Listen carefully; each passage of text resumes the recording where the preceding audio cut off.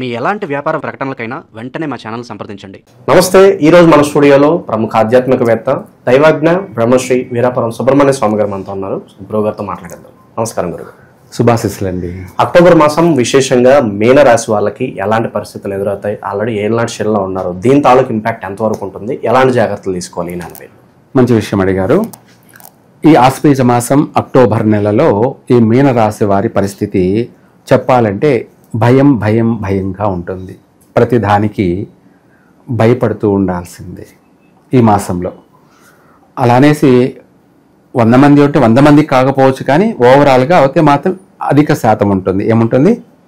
అధిక శాతం అంటే ఒక 75% ఉన్నా కూడా ఓవర్ అయిపోయినట్టే. ఎక్కువగా సంఖ్య భయపడుతున్నారు ప్రతిదానికి అనుకోండి. ఏదైనా చేయాలన్నా భయమే, జాబ్లోనూ భయమే, ఇంట్లోనూ భయమే. అంటే భార్య అయితే భర్త ఏమంటాడో అని భార్యకు భయం. ఇప్పుడు అది రివర్స్ అయ్యింది. భార్య ఏముంటుందో అని భర్తకు భయం. సరే, లేదంటే తల్లిదండ్రులకి భయం, లేదంటే అత్తమామలతో భయం. ఇప్పుడు కొత్తగా ట్రెండ్ ఏం నడుస్తుంది అంటే తల్లిదండ్రులైనా ఎవరైనా సరే పెద్దలు పిల్లలకు భయపడ్డం. పెద్దలు పిల్లలకు భయపడుతున్నారు. పిల్లలు తల్లిదండ్రుల్ని ర్యాగింగ్ చేస్తున్నారు. ఇప్పుడు అదే ఎక్కువ ట్రెండింగ్ జరుగుతుందన్నమాట. ప్రతి తల్లిదండ్రులు పిల్లలకు భయపడి జీవిస్తున్నారు. ఇలాంటివి అట్లా ఏదో ఒక రకంగా భయం అనేది ఈ మీనరాశి వాళ్ళకి ఎక్కువగా ఉంది. 12 రాశుల్లో చూసుకుంటే మీనరాశి వాళ్ళకి ప్రతి విషయాలలో ఆందోళన, భయం అనేది అధికంగా ఉంది. దానికి తోడు ఈ గ్రహణ ప్రభావాలు కూడా హాని అంటే ప్రమాదం, నష్టం అని కూడా అన్ని హానికరమైనది అని అర్థం. అందుకనేసి ఈ రాశి వాళ్ళు ప్రతిదానికి భయాందోళన చెందే అవకాశం ఉంది. తర్వాత ఏదైనా సరే ఇంపార్టెంట్ విషయాలు, శుభకార్యాలు నడితే చేయకపోవడం చాలా మంచిది. ఇల్లు కొనడాలు కానీ, లేదంటే కొన్నారు, ఇప్పుడు గృహప్రవేశం చేద్దాము, మంచి మాసమే అనుకుంటారు పాపం. బాగలేని సమయాల్లో వెళ్తే ఆ ఇంట్లో ఇంకా భయం. విచిత్రాలు. ఎంతోమంది చేరిన తర్వాత నాకు ఆ ఇంట్లో భయంగా ఉందండి, ఆ ఇంట్లో నాకు భయంగా ఉంది అంటే నా నిద్రపోతుంటే నా గొంతు పిసికినట్టు, నిద్రపోతుంటే బాడీ పైన ఎదురొమ్మల పైన కూర్చున్నట్టు, నన్ను నలిపినట్టు అని ఏదో రకరకాలుగా చెప్తూ ఉండడం. అంటే ఇవన్నీ కూడా ఎటువంటి చేరినా కూడా ఆ ఇంట్లో భయాందోళన కలగడం అన్నది జరిగే అవకాశం ఉంది. అందుకనేసి ఈ గృహప్రవేశాన్ని కూడా పోస్ట్ పోన్ చేసుకొని మంచి సమయంలో చేరడం మంచిది. ఎందుకంటే ఆ ఇంట్లో చేరి మేము మనశ్శాంతిగా ప్రశాంతంగా ఉందాము, టెన్షన్ లేకుండా, ఏ భయము లేకుండా ఆ ఇంట్లో ఆనందంగా ఉందాము అని వెళ్తారు. ఆ ఇంట్లో భయపడుతూ జీవిస్తే ఎలా? అందుకనేసి పోస్ట్ పోన్ చేసుకోవడం మంచిది. ఇంకా కొత్తగా వ్యాపారాలు ప్రారంభం చేయాలనుకున్న వాళ్ళు నన్ను అడిగితే చిన్న వ్యాపారమైనా సరే, పెద్ద వ్యాపారమైనా సరే చేయకపోవడం మంచిది. ఎందుకు అంటే చిన్న వ్యాపారమే కదా చేద్దామనుకుంటే ఈరోజు ఆ చిన్న వ్యాపారమే రేపు పెద్ద వ్యాపారంగా అభివృద్ధి చెందాలి. చిన్న వ్యాపారమే పెద్ద వ్యాపారంగా అభివృద్ధి చెందాలి. ఆ చిన్న వ్యాపారాన్ని నడిపించలేకపోతే ఎట్లా అన్నది ఇక్కడ సందేహం. అందుకనేసి ఏ వ్యాపారమైనా నన్ను అడిగితే నూతనంగా కొత్తగా ప్రారంభం చేయకపోవడం మంచిది. ఎందుకంటే ఆల్రెడీ చేస్తున్న వాళ్ళే పాపం నష్టాలు అనే దాంట్లో ఉన్నారు, ఆటంకాలలో ఉన్నారు, వ్యాపారాలు చేసే దాంట్లో కూడా భయపడుతూ ఉన్నారు. ఇంకా దానికి మించి పెద్ద పెద్ద బడ్జెట్లు పెట్టి వ్యాపారాలు ప్రారంభం అనేది అస్సలు చేయకూడదు, కలిసి రావు. అది కూడా ఈ మాసంలో, ఈ ఆశ్వేజ మాసంలో సంతాన విషయాల్లో కూడా నష్టాలున్నాయి. అది చాలా జాగ్రత్తగా నడుచుకోవడం మంచిది. అలాగే దానికి సంబంధించినటువంటి తినేటువంటి ఫుడ్ కావచ్చు, లేదంటే దైవారాధన కావచ్చు, ఇవన్నీ కూడా మనము కరెక్ట్గా చూసి చేసుకున్నట్టయితే కలిసి వస్తుంది, నష్టం ఉండదు.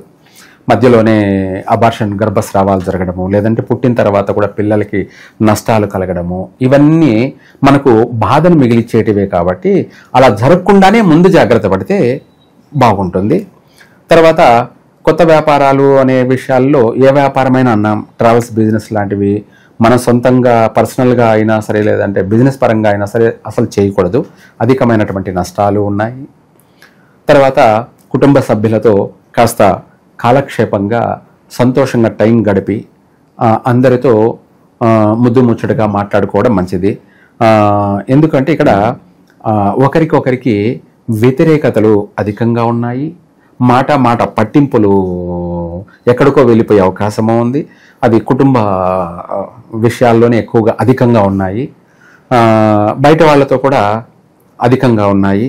చేసే జాబ్లో కూడా సమస్యలు ఎదుర్కొనే అవకాశం ఉంది. ఇంకా ఉన్న ఉద్యోగాలే పోయే అటువంటి సమస్యలు అయితే ఉన్నాయి.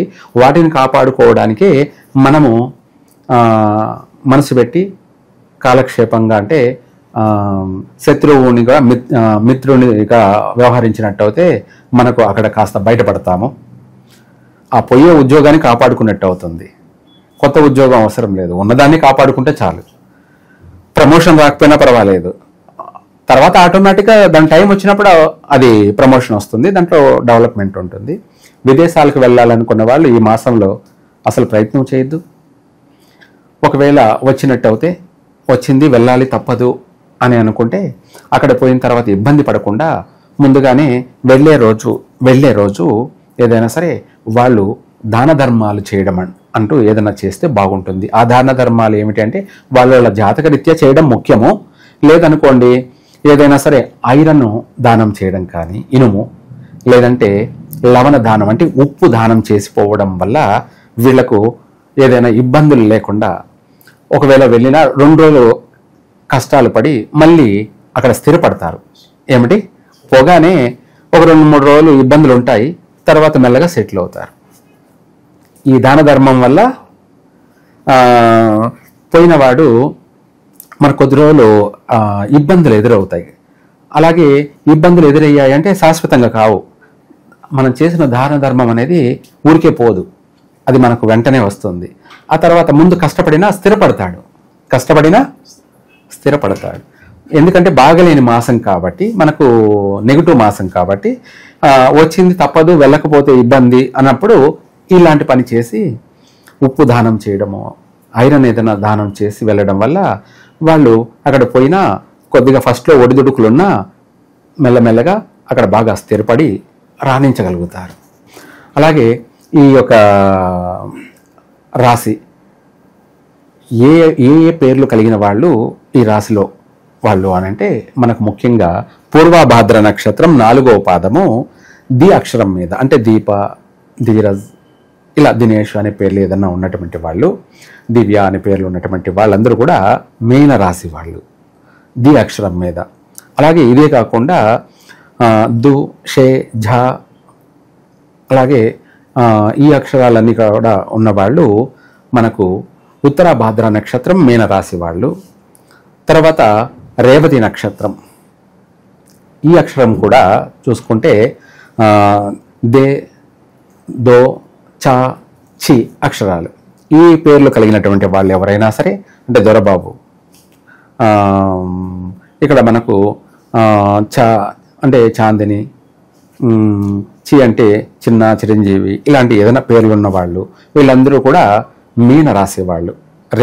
రేవతి నక్షత్రం 4 పాదాలు కూడా ఇందులోనే.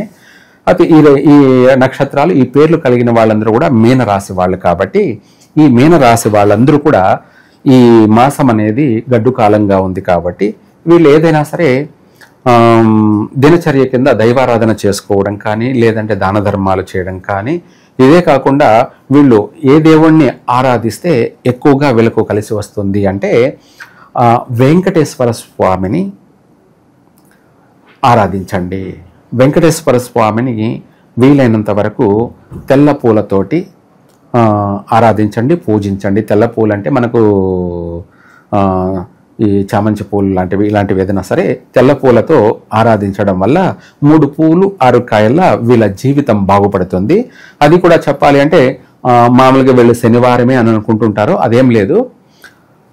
ప్రతిరోజు కూడా ఈ వెంకటేశ్వర స్వామిని ఆరాధించడం, పూజించడం కానీ లేదంటే వీళ్ళే స్వయంగా అష్టోత్తరం చదువుకోవడం కానీ పఠించడం కానీ లేదు వీళ్ళ స్వయంగా పూజించడం వెంకటేశ్వర స్వామిని చేసుకోవచ్చు. అలా చేసినట్టయితే వీళ్ళకు కలిసి వస్తుంది. లేదంటే దగ్గరగా అందుబాటులో దేవాలయం ఉన్నట్టయితే ఆ వెంకటేశ్వర స్వామిని వెళ్ళి దర్శనం చేసుకొని ఇంకా కూడా పెరుగన్నం అంటే దద్దోజనం నైవేద్యం తీసుకుపోయి స్వామివారికి నివేదన చేసి 10 మందికి బిచ్చగాళ్ళకి నైవేద్యాన్ని ప్రసాదంగా పెట్టినట్టయితే దాన్ని అన్నదానం చేసినంత పుణ్యం కలుగుతుంది. అన్నదానం చేసినంత పుణ్యం కలుగుతుంది. ఇటు భగవంతుడికి నైవేద్యం సమర్పించేటట్టు అవుతుంది. అటు 10 మందికి అన్నదానం చేసినంత పుణ్యం కలుగుతుంది. అది మన వాళ్ళని ఎంతో కాపాడుతుంది. ఎంతో చేసింది ఏదైనా సరే వృధా కాదు. చేసుకున్న వారికి చేసుకున్నంత మహాదేవ చేసింది వెంటనే వస్తుంది. అది చెడైనా వెంటనే వస్తుంది, మంచి అయినా కూడా వెంటనే వస్తుంది. ఇప్పుడు ఇది కలికాలం కాబట్టి ఎప్పటిది అక్కడే ఎప్పటికప్పుడే ఉంటుంది. కాబట్టి మంచి ఫలితాలు పొందడం కోసం శనివారం దద్దోజనం చేసి పెట్టండి. లేదు రోజు చేయగలిగితే ఓపిక ఉంటే చేయండి. లేదా ఊరికే దైవ దర్శనం చేసుకొని అష్టోత్తరం పఠించండి. చక్కగా కలిసి వస్తుంది. మీనరాశి వాళ్ళకి ఓవరాల్గా అక్టోబర్ మాసం ఏ విధంగా ఉండబోతుంది, ఎలాంటి జాగ్రత్తలు తీసుకోవాలి, చాలా బాగా వివరించారు. ధన్యవాదాలు గురుగారు. సర్వే జన సుఖినో భవంతు.